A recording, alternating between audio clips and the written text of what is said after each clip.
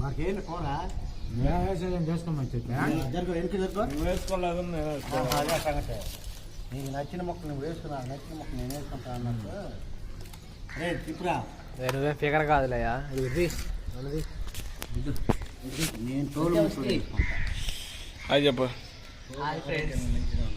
గుడికాడ మూట అడిగొప్పల వాడా గుడికాడ మూట చెప్ప అది చెప్ప గుడికాడ మూట సెదురుగా తింటుంటే మూత పడుతుందిరా.